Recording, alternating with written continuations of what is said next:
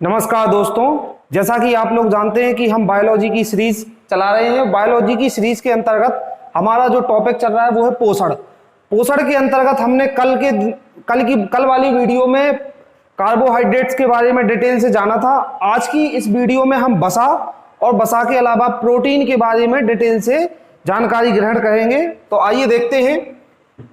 वसा जो होता है वो कार्बन, हाइड्रोजन और ऑक्सीजन का रासायनिक यौगिक होता है। जैसा कि हमने कल कार्बोहाइड्रेट्स में भी देखा था कि वो भी कार्बोहाइड्रेट जो होते हैं वो कार्बन, हाइड्रोजन और ऑक्सीजन इसके रासायनिक यौगिक होते हैं, क्योंकि ये जो तत्व होते हैं, ये जो पोषक तत्व होते हैं वो हमारे शरीर को ऊर्जा देने का कार्य करते हैं। इसलिए ये कार्बन, हाइड्रोजन और ऑक्सीजन से मिलकर बने होते हैं। जो वसा जो होता है वो जल में अघुलनशील होता है। जल में अघुलनशील होने की इसकी एक मुख्य कारण ये होता है क्योंकि इसमें ऑक्सीजन की अत्यधिक मात्रा में कमी पाई जाती है। जैसा कि हम देख सकते हैं, जो वसा का रासायनिक सूत्र होता है वो C57H110O6, इसमें ऑक्सीजन की अत्यधिक कमी पाई जाती है, इसलिए ये जल में अघुलनशील होता है वसा। लेकिन ये कुछ ऐसे तत्व होते हैं जिनके अंदर वसा घुलनशील होता है, जैसे पेट्रोल, क्लोरोफॉर्म और बेंजीन। इनके अंदर वसा का घुलनशील होता है, वसा घुलनशील होता है। और जो वसा जो तत्व होता है वो कार्बोहाइड्रेट से दुगनी ऊर्जा और अत्यधिक जल्दी ऊर्जा प्रदान करता है बॉडी को। जब ऊर्जा की अत्यधिक आवश्यकता होती है तो कार्बोहाइड्रेट्स का उपयोग किया जाता है, लेकिन एक लिमिट में ही कार्बोहाइड्रेट्स का सेवन किया जाता है। उससे ज्यादा लिमिट होने पर हम आगे आपको बताएंगे उससे क्या बीमारियां और क्या तकलीफ होती है। जो एक पूरे दिन की 100% एनर्जी में जो वसा का योगदान होता है वो केवल 25 से 30% होता है। हमने पिछली वीडियो में देखा था कि कार्बोहाइड्रेट जो ऊर्जा बॉडी को प्रदान करता है वो उसका रेशियो होता है 50 से 79% तक। इस तरीके से जो वसा का जो ऊर्जा प्रदान करता है मानव शरीर को, तो वो 25 से 30% ही ऊर्जा प्रदान करता है वसा। वसा जो होता है 1 ग्राम फैट में वसा के द्वारा 9.3 किलो कैलोरी ऊर्जा मुक्त होती है। 1 ग्राम फैट के टूटने से जो ऊर्जा है वो 9.3 किलो कैलोरी ऊर्जा मुक्त होती है। वसा का जो अन्य नाम होता है वो है ट्राइग्लिसराइड। जो ट्राइग्लिसराइड है वो वसा का अन्य नाम है। इसमें एक अणु ग्लिसरॉल का होता है, एक अणु ग्लिसरॉल का है और 3 अणु जो होते हैं वो फैटी एसिड के होते हैं। वसा का जो भंडारण होता है वो एडिपोज टिश्यू में होता है। एडिपोज टिश्यू से मतलब बसीय ऊतक, जो बसीय ऊतक होते हैं उनमें वसा का स्टोर होता है या भंडारण होता है। अगर वसा 20 डिग्री सेल्सियस तक टेम्परेचर रहता है तो वह कठोर अवस्था में रहता है, जमा हुआ रहता है। यदि 20 डिग्री सेल्सियस से टेम्परेचर बढ़ता है, यदि गर्मी बढ़ती है तो वसा तेल के रूप में परिवर्तित हो जाता है और वह पिघलकर बाहर आने लगता है। जो हमारी स्वेट कोशिकाएं होती हैं, स्वेट नलिकाएं होती हैं, जिन्हें स्वेट ग्रंथियां कहा जाता है, उनके द्वारा ये वसा तेल के माध्यम से बाहर आने लगता है, जो कि पिघल जाता है। वसा की जो पर डे एक वयस्क मनुष्य को जितनी मात्रा लेनी चाहिए वो 50 ग्राम पर डे। 50 ग्राम एक वयस्क मनुष्य के लिए वसा पर्याप्त है। इतना ही वसा एक मनुष्य को पर डे इसका सेवन करना चाहिए। वसा के जो मुख्य स्रोत होते हैं वो है दूध, अंडा, मांस, पनीर, घी, तेल आदि। जो ये दूध होता है, अंडा, मांस, पनीर, घी, इनमें वसा की अत्यधिक मात्रा पाई जाती है। ये मुख्य स्रोत होते हैं। दूध और अंडे में प्रोटीन भी पाया जाता है, लेक्टिन पाया जाता है दूध में, जो कि हमने कल वाली वीडियो में आपको बताया था। वसा का जो मुख्य कार्य होता है वो शरीर का तापमान नियंत्रण का मुख्य कार्य करता है। वसा शरीर के तापमान का नियंत्रण करता है। और दूसरा जो अन्य मुख्य कार्य है वो है शरीर की चोटों से रक्षा करता है। जहां पर बसीय ऊतक शरीर की त्वचा के नीचे जो जमे होते हैं उनके माध्यम से वसा हमारी बाहरी आघातों या बाहरी चोटों से शरीर की रक्षा करता है।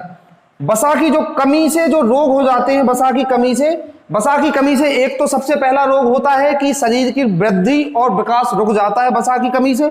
और दूसरा जो रोग होता है वो है शरीर की त्वचा शुष्क हो जाती है, यानी शरीर की त्वचा पर से नमी गायब हो जाती है, चली जाती है, रूखी त्वचा हो जाती है, वसा की वजह से ही हमारी त्वचा चमकदार और ग्लो करती है।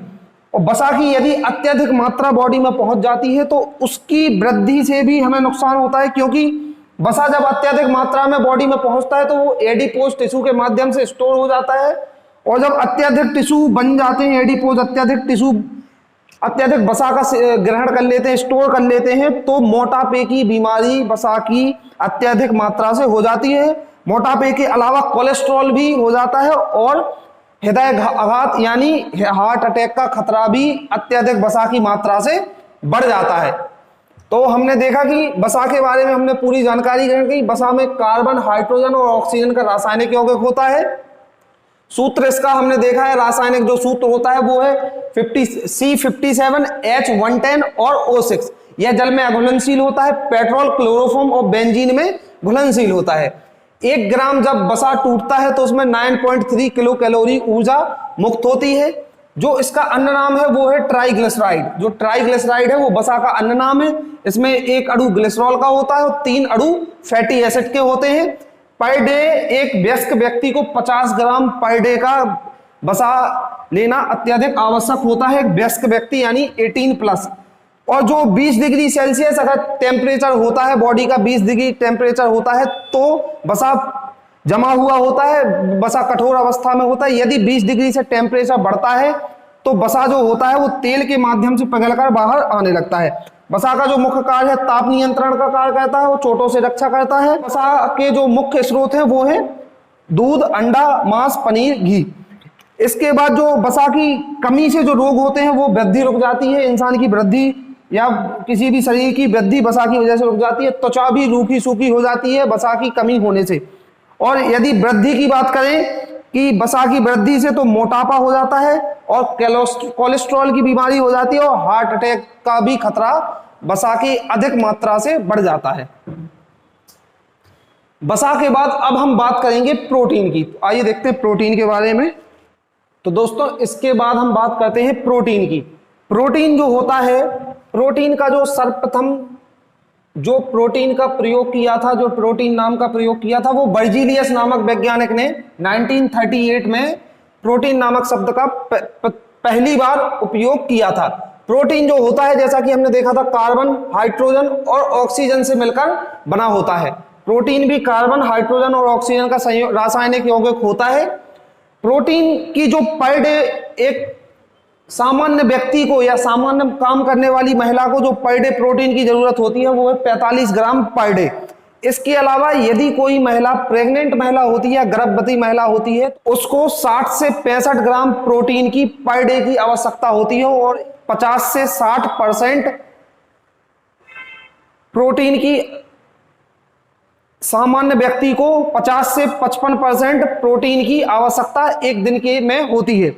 इसके बाद अगर हम देखें कि प्रोटीन में जो नाइट्रोजन होता है वो नाइट्रोजन प्रोटीन में 13% उपस्थित होता है। नाइट्रोजन के अलावा जो प्रोटीन के मुख्य स्रोत होते हैं वो है प्रोटीन का जो सबसे प्रमुख स्रोत है जिसमें प्रोटीन सर्वाधिक प्रचुर मात्रा में पाया जाता है वो है सोयाबीन। सोयाबीन में लगभग 45% प्रोटीन की मात्रा पाई जाती है। सोयाबीन के अलावा यदि हम देखें तो दालों में भी प्रोटीन की प्रचुर मात्रा पाई जाती है, दालों से हम प्रोटीन ग्रहण कर सकते हैं। दालों के अलावा मूंगफली में भी, मूंगफली जो होते हैं मूंगफली के बीज में भी प्रोटीन की अत्यधिक मात्रा पाई जाती है। प्रोटीन की लगभग मूंगफली में 26% मात्रा पाई जाती है। मूंगफली के में यदि हम देखें तो 100 ग्राम जो मूंगफली होती है वो 1 लीटर दूध के बराबर कार्य करती है। 100 ग्राम मूंगफली 1 लीटर दूध के बराबर कार्य करती है। इसके अलावा हम देखें जो प्रोटीन का जो मुख्य कार्य होता है वो होता है प्रोटीन का बॉडी की विकासात्मक क्रियाएं प्रोटीन के द्वारा की जाती हैं। बॉडी के विकास और उसकी संरचना का कार्य प्रोटीन के द्वारा किया जाता है। इसके अलावा जो प्रोटीन होता है वो हमारे टूटे फूटे टिश्यूज या सेल्स को रिपेयर करने का काम भी करता है। प्रोटीन जो होता है वो हीमोग्लोबिन के रूप में भी कार्य करता है। प्रोटीन का जो उपयोग होता है वो हीमोग्लोबिन के रूप में किया जाता है। इसके अलावा प्रोटीन उपापचयी क्रियाओं को भी नियंत्रित करता है। प्रोटीन जो होता है वो उपापचयी क्रियाओं को भी नियंत्रित करता है। प्रोटीन के 3 प्रकार होते हैं, एक सरल प्रोटीन, संयुग्मी प्रोटीन और व्युत्पन्न प्रोटीन। जो सरल प्रोटीन होता है वो सिर्फ अमीनो अम्ल से बना होता है, यानी अमीनो अम्ल का जो सरल होता है वो अमीनो अम्ल से बना होता है। जिसके जो उदाहरण है वो एल्ब्यूमिन और ग्लोब्यूलिन। ग्लोब्यूलिन और एल्ब्यूमिन जो है वो सरल प्रोटीन के उदाहरण है। इसके अलावा जो संयुग्मी प्रोटीन होता है वो अमीनो अम्ल के साथ साथ एक अणु से भी मिलकर बना होता है, वो संयुग्मी प्रोटीन होता है, यानी संयुग्म से बना हुआ प्रोटीन होता है। इसके जो उदाहरण है वो है ग्लाइकोप्रोटीन, न्यूक्लियोप्रोटीन और फास्फोप्रोटीन। जो संयुग्मी प्रोटीन होता है वो अमीनो अम्ल प्लस एक अणु से मिलकर बना होता है, जो है ग्लाइकोप्रोटीन, न्यूक्लियोप्रोटीन और फास्फोप्रोटीन। इसमें अमीनो अम्ल के साथ एक अणु होता है। और जो व्युत्पन्न प्रोटीन होता है, व्युत्पन्न प्रोटीन जो होता है वो प्राकृतिक व आंशिक जल अपघटन की क्रिया के द्वारा बनता है। प्राकृतिक और आंशिक जल अपघटन की क्रिया के द्वारा व्युत्पन्न प्रोटीन का निर्माण होता है।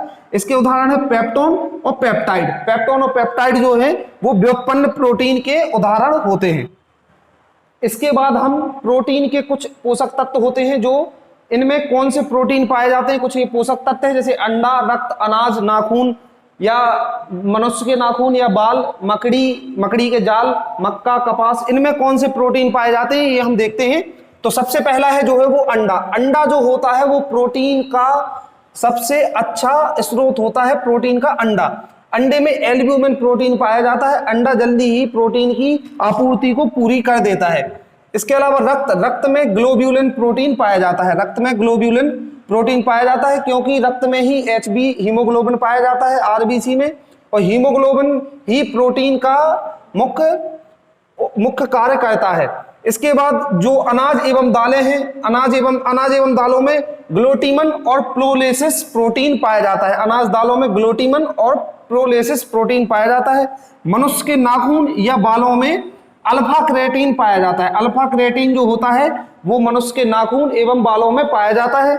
और जो मकड़ी का जाल होता है, मकड़ी का जो जाल होता है उसमें बीटा केराटिन पाया जाता है। अल्फा केराटिन जो मनुष्य के नाखून और बाल होते हैं उनमें अल्फा केराटिन पाया जाता है। इसके अलावा अल्फा केराटिन जो होता है वो जानवरों के खुरों में भी अल्फा केराटिन और सींगों में भी, जानवरों के खुर एवं सींगों में भी अल्फा केराटिन भी पाया जाता है। इसके अलावा हम देखेंगे मक्का। तो मक्का जो है, मक्का में जिन प्रोटीन पाया जाता है, मक्के के अंदर जिन प्रोटीन। इसके बाद हम बात करेंगे कपास की। तो जो कपास होता है, कपास में गैसोलिन प्रोटीन पाया जाता है कपास के अंदर। और जो अस्थि एवं उपास्थि होती है उसमें कोलेजन पाया जाता है। जो अस्थि उपास्थि होती है वो कोलेजन नामक प्रोटीन की बनी हुई होती है। पिछली एक वीडियो में हमने कोलेजन की बात करी थी। तो दोस्तों यहाँ पर हमने आज वसा एवं प्रोटीन की बात कर ली है। वसा एवं प्रोटीन को हमने विस्तार से जाना है। इसके बाद हम अगला जो हमारा लेक्चर होगा उसमें हम विटामिन की चर्चा करेंगे। विटामिन को पूरे विस्तार से पढ़ेंगे क्योंकि विटामिन एक बड़ा चैप्टर है और विटामिन में कई सारे उसके भाग होते हैं जिनके बारे में हम विस्तार से चर्चा करेंगे। Thank you so much.